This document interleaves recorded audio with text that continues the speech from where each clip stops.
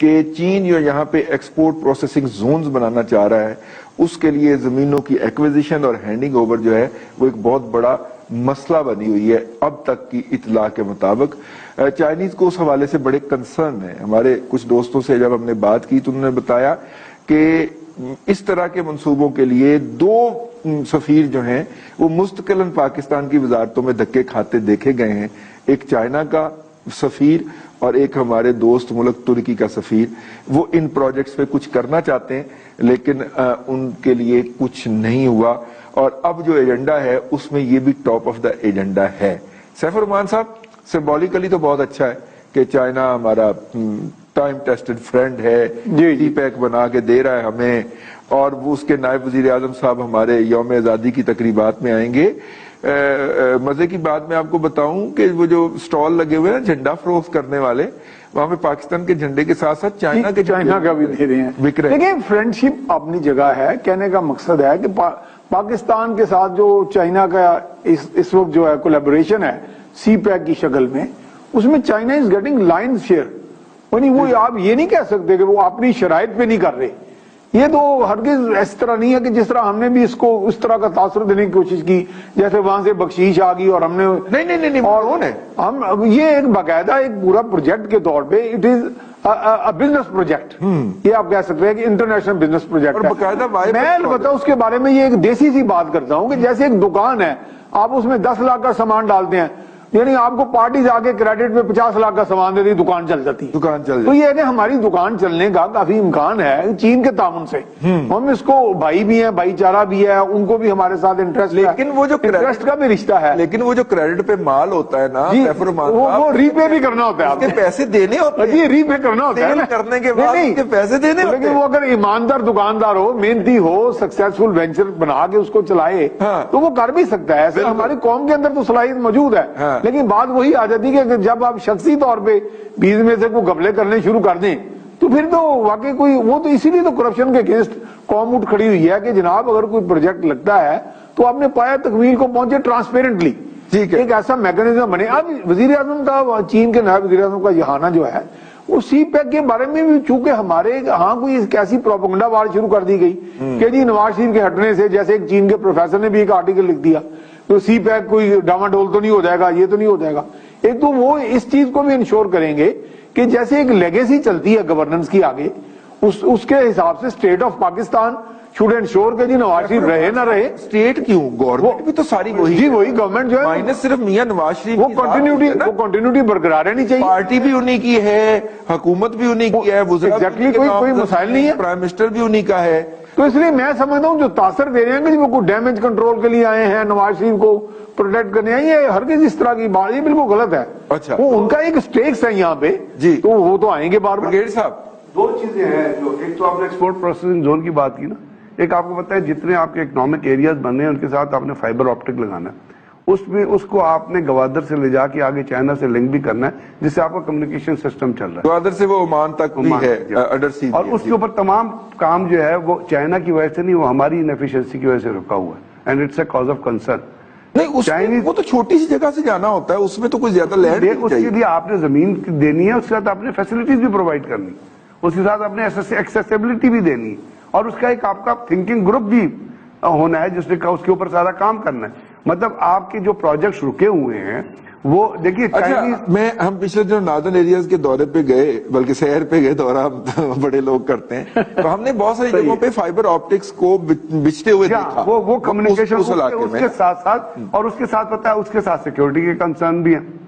تو چائنیز جو ہے نا وہ بہت بڑے بزنس مین ہے، یہ یاد رکھیے گا، دوستی اپنی جگہ، بٹ جہاں پہ وہ پیسہ خرچ کرتے ہیں وہاں پہ وہ ڈیویڈنڈ مانگتے ہیں اور وہاں پہ وہ ریزلٹ مانگتے ہیں، اور ان کا وہ ریٹرن مانگتے ہیں۔ تو اس ریٹرن میں ہمارے ہاں آپ پتا ہے پچھلے سے پچھلے ہفتے ایک سی پیک لاجسٹک کانفرنس ہوئی تھی جس میں آرمی چیف نے بھی شرکت کی تھی، اور انہوں نے جان بوجھ نے وہاں پہ تمام چیزوں کو، تمام انٹلیکچوئل لوگوں کو بلا کے یہ میسج دیا تھا کہ سی پیک کو ہم نے گارنٹی کیا، ہم نے اس کو لے کے آگے چلنا ہے۔ لیکن آپ کو پتا ہے کہ ایک بڑی بات یاد رکھیے گا، جو چائنیز پریزیڈنٹ جب آئے تھے نا तो वहां पे जो पीपल्स लिबरेशन जो उनकी ऑर्गेनाइजेशन है ना, नहीं जो उनकी जो पॉलिटिकल पार्टी है उसका हेड जो है उसको फारिग कर दिया था उन्होंने ऑन दी करप्शन चार्जेस। और 2 जर्नल्स थे, पोलिट ब्यूरो का हेड, जी और 2 जर्नल्स थे जो पीपल उनको फारिग कर दिया। तो उनको उनके यहाँ करप्शन एक बहुत बड़ा मसला है। और जब वो ये चीजें पाकिस्तान से आवाजें सुनते हैं और आपकी एक न्यूट्रल एक चीज जो है वो नहीं, तो उनको तशवीश होती है। मैंने आपसे पहले अर्ज किया था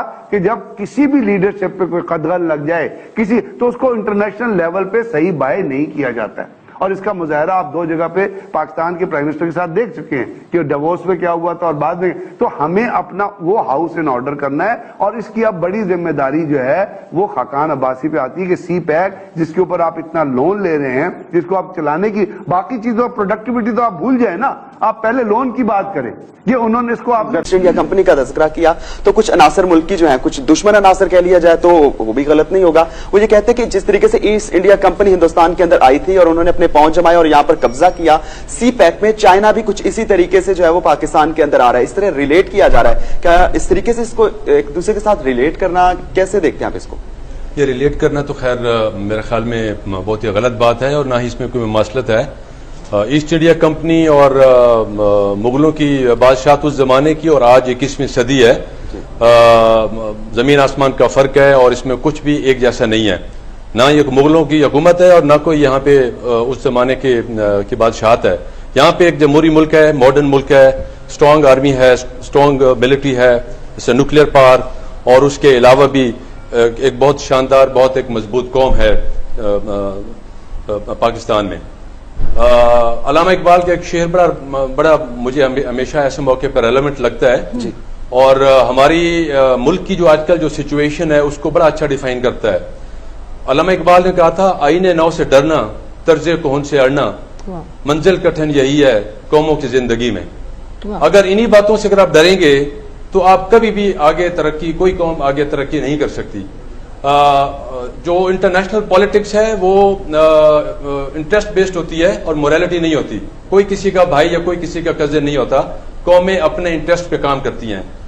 सी पैक में चाइना का अपना मफाद है और पाकिस्तान का अपना मफाद है और सारी कौमें अपने अपने मफाद के तहफ़्फ़ुज़ के मुताबिक पॉलिसीज बनाती हैं और अपने अपने पॉलिसीज पे अमल करते हुए अपने मुल्क के मफादात का ख्याल करती हैं। अगर हम इसको सही तरह से समझें और अगर हमारी हुकूमत अपने मुल्क के मफादात के मुताबिक अपनी पॉलिसीज बनाए तो एक सी पैक नहीं, ऐसे कई सी पैक पाकिस्तान के मुस्तकबिल के लिए बहुत एक जैसे आमतौर पे कहा जा रहा है कि गेम चेंजर है। ये वाकई गेम चेंजर है और इसमें कोई डरने की बात नहीं है। अपने मफादात, अपनी पॉलिसीज और अपने हिसाब से और अपने कंट्रोल मेजर्स अगर अपनी जगह पे हूं तो किसी से कोई ना खतरा है ना किसी से कोई डरने की बात है।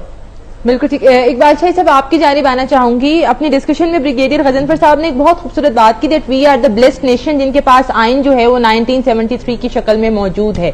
हमारा एक नजरिया है और बड़ा क्लियर नजरिया है और वो नजरिया उतना ही सिंपल है और वो नजरिया क्या है? ला इलाहा इल्लल्लाह मुहम्मद रसूलुल्लाह। यानी कि कुरान मजीद जो है वो as a conduct of life, as a code of life जो है वो हमें बता दिया गया कि जितने भी रूल्स हैं हमें अकॉर्डिंगली उसकी बेस के ऊपर डिसीजन लेने हैं। आप समझते हैं कि पाकिस्तान में आइन अकॉर्डिंग टू इस्लामी आइन है जिसकी बेस पर पाकिस्तान को हासिल किया गया, जिसकी बेस पर पाकिस्तान के आइन की बुनियाद रखी गई, और क्या अदलिया उतनी ही आजाद है जितनी आजाद अदलिया का स्लोगन हम रेस करते हैं? ताशा यानी कर दिए। पहली बात तो मैं इस टाइम पर जरूर ये सहूलत लूंगा कि बेशक कल 14 अगस्त मनाया गया पूरे पाकिस्तान में, मैं इसको पूरा वीक ही कहता हूँ जी बिल्कुल, क्योंकि इससे सिलसिले में जितनी दफा हो सके हम इस कौम को बताना चाहते हैं कि आजादी क्या है। आजादी मेरे नजदीक रोशनी है, गुलामी तारीकी है, अंधेरा है। सही। और बात इतनी आप देखें कि जनूबी अफ्रीका में जहाँ कुत्ते पानी पी सकते थे वहां इंसान पानी नहीं, ये है गुलामी। और हिंदुस्तान में जब जिस तरह ब्रिगेडियर साहब ने कहा है कुछ बेशक इंग्लैंड की हुकूमत थी लेकिन फिर भी हम स्टेशन पर पानी मुसलमान के लिए अलहदा घड़ा रखा होता था। ये है हमारी आजादी पाकिस्तान में। जो लोग सुन रहे हैं, जो आप लोग सब समझ रहे हैं सब लोग कि पाकिस्तान अल्लाह ताला का खास से कतिया है, बहुत ही खूबसूरत। बाकी इस सवाल से आगे हम बढ़ते हैं। पहली बात तो यह कि आइन 1973 में ये कहा गया है कोई भी कानून कुरान और सुन्नत के मुखालिफ नहीं बनाया जाता। ये सीधी सी बात है। इसका मतलब ये है कि पाकिस्तान को जो 1973 का कानून है वो इतना मुत्तफिका है कि वो तमाम सूबों के मेन, उस जमाने के मेन मुक्तदर जो पावर कॉरिडोर के लोग थे, उन्होंने साइन किया, जो बहुत ही मुश्किल तरीन था। ये सब खराज तहसीन के मुस्तक हैं। अब रह गई आगे जो रुकावटें या जिस तरह बाद में कोई प्रॉब्लम आती रहती हैं, तो ये आइन की वजाहत के लिए नेशनल असम्बली मौजूद है, जमहूरियत मौजूद है, उसमें सेक्शन सब सेक्शन आते रहते हैं। जिस तरह 62, 63 के मतलब आमतौर पर वावेला मचा हुआ उसको खत्म कर देंगे, उसकी एक क्लाज है जो डाली गई बाद में 62, 63 कोई खत्म नहीं कर सकता। उसमें तो एक MNA की इलेक्शन का तरीकाकार बताया गया कि कौन बंदा पाकिस्तान का आइन 62 और 63 के मुताबिक इलेक्शन लड़ सकता है, वो ईमानदार होना चाहिए, पढ़ा लिखा होना चाहिए, वगैरह वगैरह, वो डेफिनेशन है। अहम में ये है कि वो सादक और अमीन का लफ्ज ऐड किया गया, ये सबको पता है। बाकी रहे कि हमारी जो अदालतें हैं ये दुनिया में जिस तरह प्रेसिडेंट हम क्रिएट करते हैं, बताते हैं, इस तरह हमारी अदालतों के बेतहाशा अच्छे प्रेसिडेंट मौजूद हैं। हाँ, कई फैसले ऐसे इससे पहले रहे हैं कि जिसको डिबेट कहा जा सकता है, उसमें खास तौर पर जब हम नाम लेते हैं जुल्फकार अली भुट्टो का, तो वो फैसला आज तक उसका प्रेसिडेंट या उसका दलील नहीं हम दे सकते कि भी वो एक हो गया तो हो गया। अब जो अदलिया है, आप देखेंगे जब हम कहते हैं 70 साल का पाकिस्तान हो गया, तो सच्ची बात यह है कि मैं इसमें थोड़ा और ऐड करता हूँ। 70 साल से मुराद ये ना समझने कि पाकिस्तान जिस तरह आम इंसान की उम्र होती है कि बूढ़ा हो गया, जिस तरह जमाना आगे गुजरता है, हम तरक्की की मनाजिल तय करते जा रहे हैं। आप देखिएगा टामक पूरी इस्लामी दुनिया का वाहिद मुल्क है जो एटमी है। और आपके इल्म में और इजाफे के लिए मैं बता दूं कि अमेरिका के कई दफा तो हम पल्ला है, तो कई दफा कुछ चीजों में आगे भी है, ये बहुत फख्र वाली बात है। रह गई जिस तरह ब्रिगेडियर असलम राणा साहब ने कहा कि जो सी पैक डरने वाली इतनी कतन कोई बात नहीं, सवाल ही नहीं पैदा हो सकता। जबकि 75 कंट्रीज हैं जो वन बेल्ट वन रोड के ऊपर काम कर रही हैं, उसमें सी पैक तो छोटा सा हिस्सा है। हमें इग्नोर नहीं किया जा सकता। पाकिस्तान इस वक्त बेहतरीन पोजीशन में जा रहा है। पॉलिटिकल जो चेंज है ये भी चेंज हुई है, तो जमहूरियत मौजूद है, प्राइम मिनिस्टर मौजूद है, CM मौजूद है, कोई खतरे की मुझे तो नजर नहीं आ रही। ये पाकिस्तान के लिए अच्छा ये यौम, जिस तरह आपके 14 अगस्त का यौम आजादी था, हम बड़ी खूबसूरती बड़ी अच्छे तरीके से मना रहे हैं, सबको मुबारक हो। बिल्कुल। अच्छा वसीम, ब्रेक पे जाने से पहले तुम्हारा एक सवाल था ब्रिगेडियर गजनफर साहब से जो कि डिसकंटिन्यू हो गया, तो मैं चाहूंगी कि उसी सवाल को तुम कंटिन्यू करो ताकि फिर हम डिस्कशन को। बिल्कुल, इनसे वो असलम राणा साहब ने जवाब दिया। ब्रिगेडियर साहब से मैं जानना चाहूंगा, वही सवाल मेरा उनसे है कि ईस्ट इंडिया कंपनी का आपने सर जिक्र किया था और उसको CPEC से रिलेट करना, और उसके साथ साथ आपसे ये जानना चाहूंगा कि जो 70 साल पाकिस्तान को कल हो गए पूरे, तो आप समझते हैं कि हमारे तमाम ऑब्जेक्टिव्स जो थे, जो हमने जिनके लिए हासिल किया था पाकिस्तान, क्या वो हम इस वक्त दुरुस्त समत में जा रहे हैं और तमाम ऑब्जेक्टिव्स हासिल कर लिए हमने? देखिए, पहली तो जो आपने बात की CPEC की और आप रजिस्टर्ड कंपनी की बात की, वो कहते थे 47-40s में कि बरतानिया की हुकूमत का कभी सूरज गरूब नहीं होता, because they extended from India to, और आज भी वहाँ पे ऑस्ट्रेलिया में जाएं, आप कनाडा में जाएं, वहाँ पे क्वीनी को हेड तस्वर किया जाता है। वो एक दौर था, वो दौर था ऑक्यूपेशन का और सब्जुगेशन का, यानी मुल्कों में जाओ, ट्रेड के जरिए जाओ, और अंग्रेजों की क्वालिटी थी, और जाके उसको ऑक्यूपाई कर लो।